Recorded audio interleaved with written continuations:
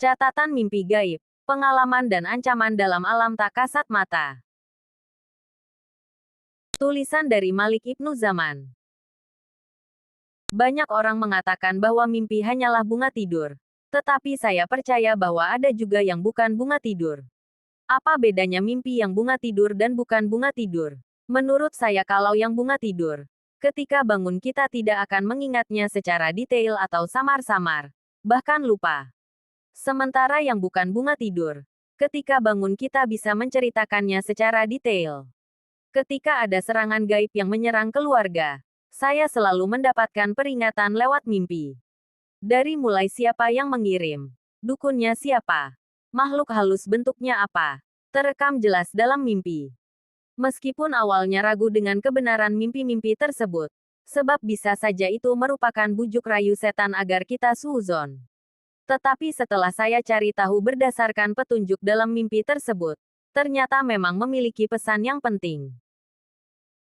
Tanah kuburan dari 4 makam. Saat itu bulan Ramadan. Jam 12 saya baru bisa terlelap. Dalam tidur tersebut saya seperti ditarik melayang menuju ke sebuah tempat. Saya tidak tahu itu tempat apa. Karena tidak jelas. Di sekelilingnya ada obor. Di tempat tersebut saya dikepung oleh 4 orang. Karena gelap gulita wajah mereka terlihat samar-samar. Tetapi saya mengenal siapa mereka. Dalam mimpi tersebut mereka mengingatkan saya untuk tidak ikut campur.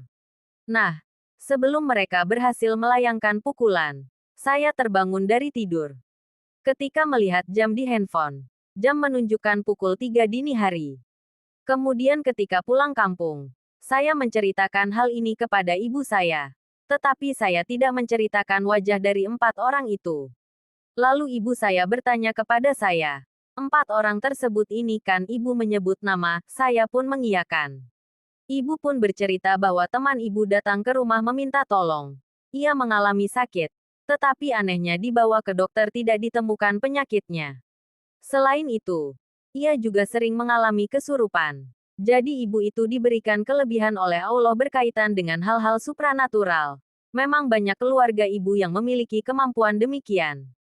Setelah ditelisik, ternyata guna-gunanya menggunakan 4 tanah kuburan dari 4 makam angker.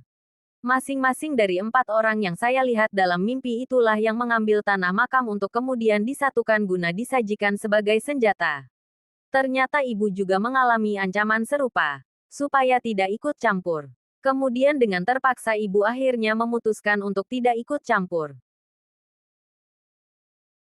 Bagi teman-teman yang ingin berbagi kisah horor, mencekam, tragedi, mistis, misterius dan sebagainya bisa hubungi kami.